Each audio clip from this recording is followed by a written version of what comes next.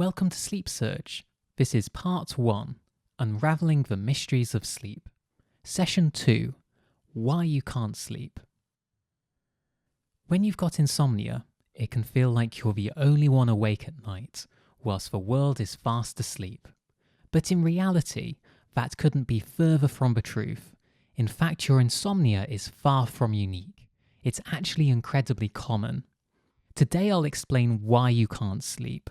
We'll look over the extent of the problem, and we'll find out why so many people suffer with insomnia, and discover why is it so hard to get that good night's sleep.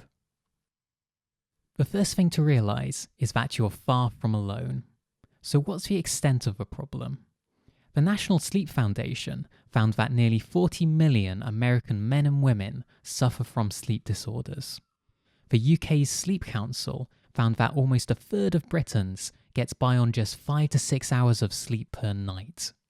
And the UK's National Health Service states that nearly everyone has a problem sleeping at some point in their life, and that a huge 1 in 3 people are suffering from insomnia at any given moment.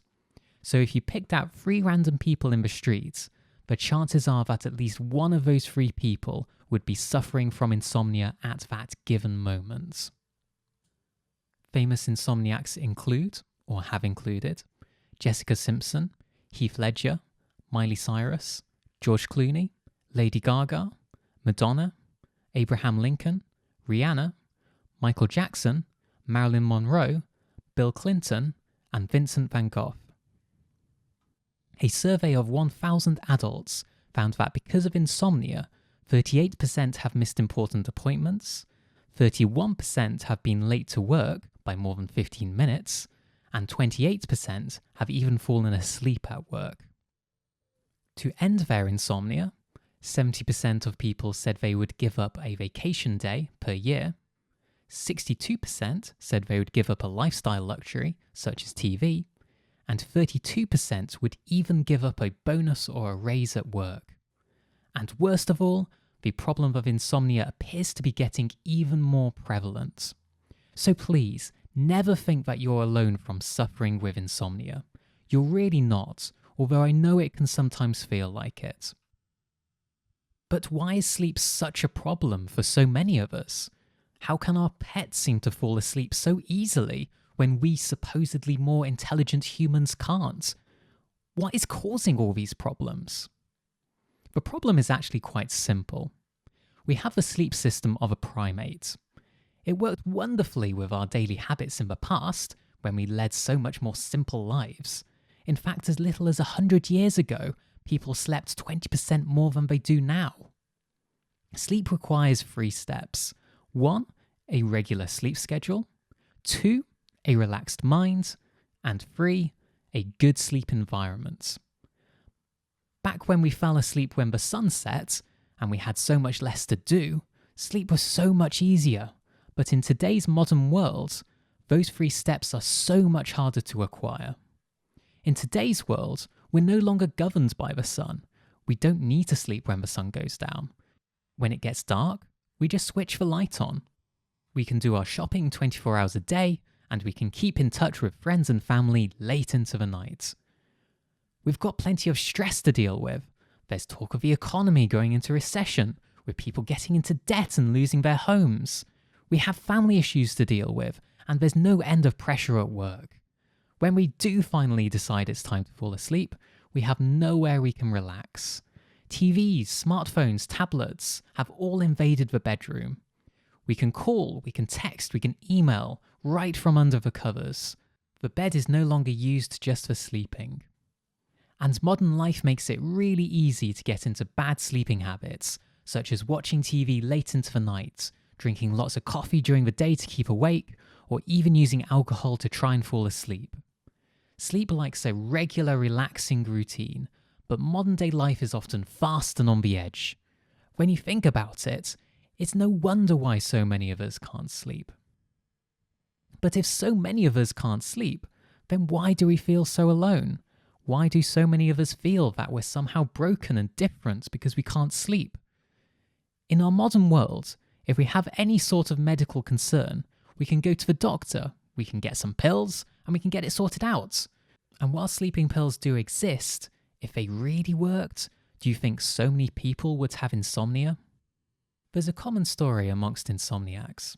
You go to your doctor to talk about insomnia and you get given sleeping pills. The sleeping pills work for a while, but soon they stop working.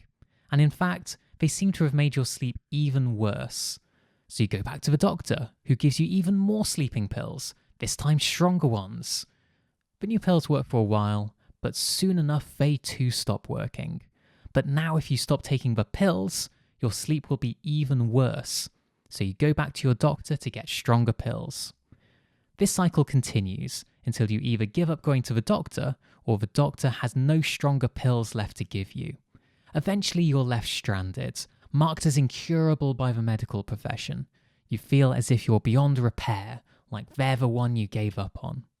What's worse is that now you're reliant on the pills. Now you seem to need them just for the tiny amount of sleep you do get each night, and all the while, your sleep deteriorates even further. This story is common, far too common. The truth is that while sleeping pills can sometimes help with short-term insomnia, when it comes to long-term insomnia, they make the problem a lot worse. Medical guidelines, in fact, say that sleeping pills should only be given for short-term insomnia with regular checkups.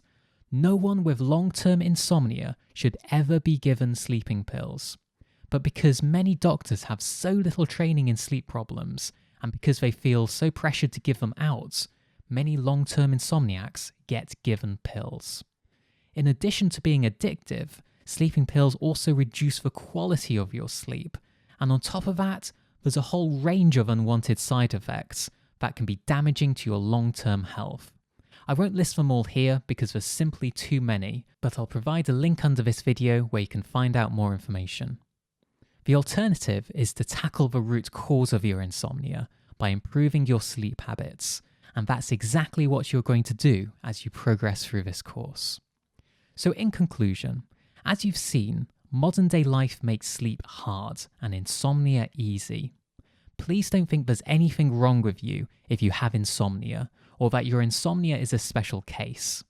The truth is that insomnia is ridiculously common and that sleep is inherently flaky. So it's easy to get into really bad sleeping habits, and with no one to help you gain good sleep habits, it's no wonder so many of us get insomnia. Tomorrow, we're going to take a good look at the causes of insomnia. You'll discover how insomnia develops and grows, from what first causes it to what fuels it for so many months or even years. Action steps. Consider how compatible your daily routine is with sleep. Are there any simple changes you can make right now to make falling asleep easier? If you're taking medication for insomnia, especially long-term insomnia, I would recommend you book an appointment with your doctor to review the medication you're taking and to discuss long-term plans and potential alternative solutions. A step further, with a pen and paper or on any note-taking app, write down your thoughts about sleep. What are your hopes and fears about sleep? What does just the word sleep make you feel?